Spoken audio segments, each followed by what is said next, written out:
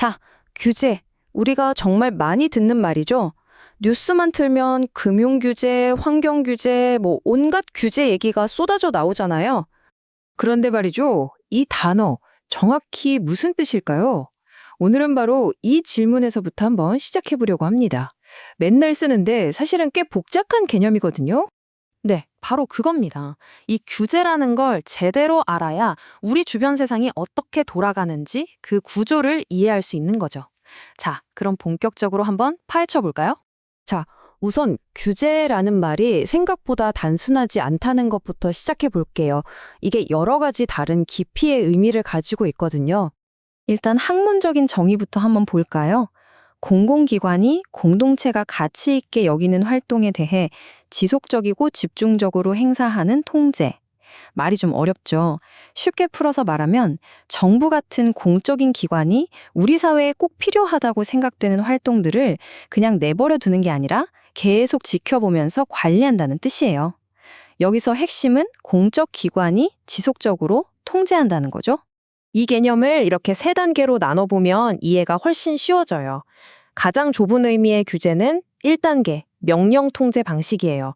예를 들어 이건 꼭 지켜야 해 하고 법으로 딱 정해놓는 거죠. 여기서 한 발짝 더 나아가면 세금을 매기거나 보조금을 주는 것처럼 국가가 간접적으로 우리 행동에 영향을 주는 것도 규제로 볼 수 있고요. 그리고 가장 넓게 보면 눈에 보이지 않는 시장의 원리처럼 우리 행동을 조절하는 사회의 모든 시스템까지도 규제라고 할 수 있는 겁니다. 자, 이제부터가 진짜 재밌어집니다. 이 복잡한 개념을 아주 간단하게 만들어줄 비유가 있거든요. 바로 빨간불과 초록불이에요. 보통 규제라고 하면 뭔가 못하게 막는 빨간불을 떠올리잖아요. 맞아요. 위험한 행동을 막면 제한의 역할 분명히 있죠. 하지만 그게 다다 아니라는 게 정말 중요합니다. 규제는 때로 초록불이 되기도 하거든요. 예를 들어 방송 주파수를 정리해서 모두가 깨끗한 방송을 볼 수 있게 하는 것처럼 어떤 활동들이 더 잘 이루어지도록 길을 터주는 역할도 한다는 거예요. 그러니까 규제는 하지마 라고 막기도 하지만 자, 이렇게 하면 더 잘할 수 있어 하고 판을 깔아주기도 하는 정말 두 얼굴을 가진 셈이죠.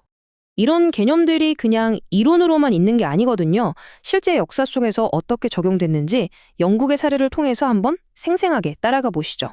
보시는 것처럼 시대마다 규제의 모습이 계속 바뀌어요. 19세기에는 철도나 수도 같은 걸 안전하게 관리하려고 전문 기관들이 생겨났고요. 전쟁이 끝나고 나서는 많은 산업을 아예 나라에서 직접 운영하기도 했죠. 근데 진짜 큰 변화는 80년대, 90년대에 찾아옵니다. 바로 민영화라는 거대한 흐름 속에서 이제는 민간 기업이 된 공공 서비스를 감독하기 위한 완전히 새로운 형태의 규제 기관들이 만들어지기 시작한 거예요. 자, 이 숫자 좀 보세요. 51억 파운드. 이게 감이 잘 안 오시죠? 1990년대 중반 우리 돈으로 약 85조 원이에요. 85조. 이게 바로 당시 민영화된 4대 공기업의 1년 매출이었습니다. 규제라는 게 얼마나 어마어마한 돈, 거대한 경제적 이해관계와 얽혀 있는지 딱 보여주는 숫자죠. 이 말이 당시 상황을 정말 잘 보여주는데요. 정치인들은 입으로는 쓸데없는 규제는 다 없애겠다고 외쳤는데 현실은 어땠을까요? 오히려 거대해진 민간 기업들을 감시해야 하니까 새로운 규제가 또 필요해진 거죠. 참 아이러니한 상황 아니에요? 자, 그럼 이런 역사적인 흐름이 지금 우리한테는 어떤 의미가 있을까요? 바로 오늘날 우리가 매일같이 부딪히는 논쟁으로 자연스럽게 이어집니다. 결국 요즘 규제 얘기를 할 때마다 나오는 핵심 단어가 바로 이 세 가지예요. 효율성, 책임성, 공정성. 규제가 경제의 발목을 잡으면 안 되잖아요. 그게 바로 효율성의 문제고요. 또 그 규제 기관은 대체 누굴 위해 일하는 거냐? 이게 책임성의 문제죠. 그리고 마지막으로 그 규칙이 과연 모두에게 공평하게 적용되느냐? 바로 공정성의 문제입니다.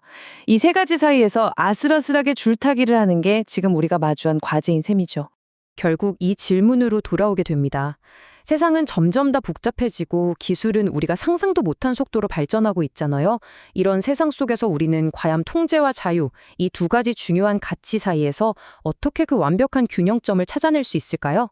오늘 이 이야기가 그 답을 함께 고민해보는 작은 시작점이 되었으면 좋겠습니다.